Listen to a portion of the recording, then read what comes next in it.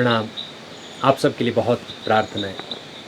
तो ये प्रश्न है आपका हिमालय को लेके कि हिमालय में जब इतनी शक्तियाँ हैं, तो फिर ये सारी चीज़ें ठीक क्यों नहीं हो जाती जो संसार में चलती है? इतना दुःख है, इतना कलेश है, ये सब अपने आप ठीक क्यों नहीं हो जाता? क्यों ऐसा नहीं कि कोई बड़ी शक्ति आ जाए और ये सारी चीज़ें ठीक हो जाएँ? तो प्रश्न बड़ा सुंदर प्रश्न है और बड़ा सोच समझ के जिन्होंने भी किया, बड़ा सोच समझ के प्रश्न किया है। चलिए उत्तर लेते हैं इसका। सबसे पहले तो इस बात को आपने समझना है कि हिमालय अभी का नहीं है। ये इसका इतिहास जब आप जाएंगे पीछे तो कोई समय नहीं पता चलता ये कब प्रकृति पर था, कब नहीं था। ये एक ऐसा, ये अपने आप में एक गूढ़ विषय हो जाएगा। उस समय से लेके आज तक अब प्रकृति में ना जाने कैसे कैसे उत्पाद देखते रहेंगे। कभी त्रेता युग आएगा तो उसका आप समय देख लीजिए, कभी द्वापर युग आएगा तो उसका समय देख लीजिए, कलयुग चल रहा है उसका समय देख लीजिए। और इन सभी कालों में आप ये ज़रूर पाएंगे कि कुछ ना कुछ भयानक ज़रूर हुआ है। और ऐसा भयानक हुआ है जैसे कुरुक्षेत्र का युद्ध, अभी तक वैसा युद्ध हुआ नहीं है। तो वो युद्ध भी हिमालय ने देखा है। तो ऐसा नहीं है कि फिर चीज़ें खत्म हो गई। कोई भी समस्या इस संसार में लंबे समय तक नहीं रहती, ये संसार का नियम है। जो भी यहाँ पर होता है थोड़ी देर घटित होगा, फिर उसके बाद समाप्त हो जाएगा। तो हिमालय का ज्ञान का या हिमालय की शक्तियों का इन सब मुसीबतों से सीधे सीधे कोई लेना देना नहीं। ये तो यहाँ का नियम है। आप थोड़ा ऊपर नीचे करेंगे चीज़ों को तो उसका अनुभव आपको लेना ही पड़ेगा। यदि आप गलती करते हैं तो उसके बाद थोड़ा उसका दंड भी आपको लेना ही पड़ेगा। प्रकृति में हस्तक्षेप करने के बाद आप ये नहीं मान सकते कि भाई कि सारी चीज़ें आपने ख़राब कर दी, उसके बाद फिर आपको हार पहनाया जाए, आपको फूल मालाएँ पहनाया जाए। ये तो कोई नियम ही नहीं होगा। थोड़ा फिर वहाँ से दंड आता है।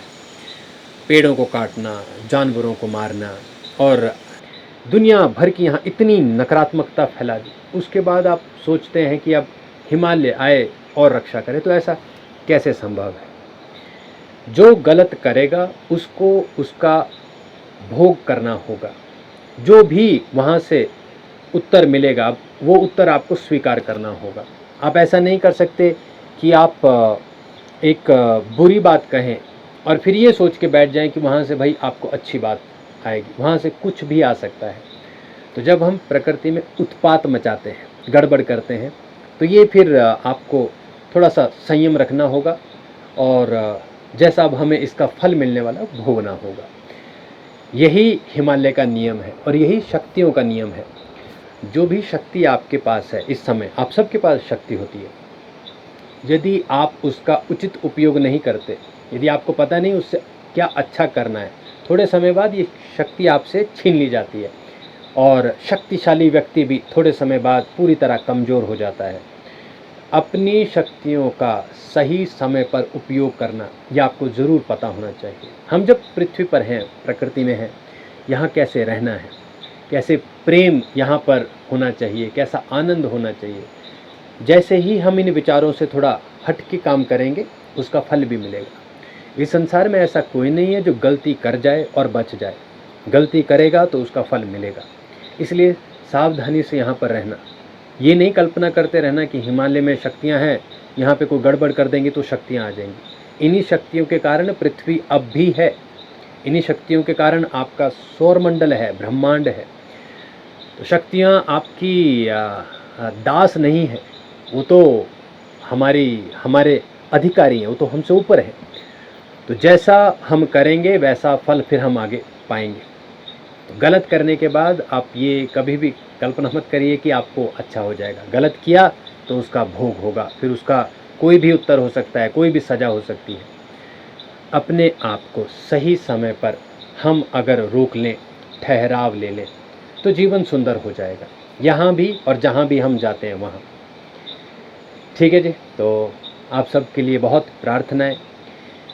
हिमालय का आशीर्वाद आप सब पर हो, ऐसी मेरी प्रार्थना गुरुमंडल से। आप सबका जीवन आगे बढ़ता जाए और आप जीवन के सारे सुख और आनंद लें। इन सभी नकारात्मक शक्तियों से आप बचें, ऐसी भी मेरी भगवती से प्रार्थना। तो फिर आपसे मिलना होगा आपके और प्रश्नों के साथ। आज के लिए इतना ही। नमो आदेश, प्रणाम।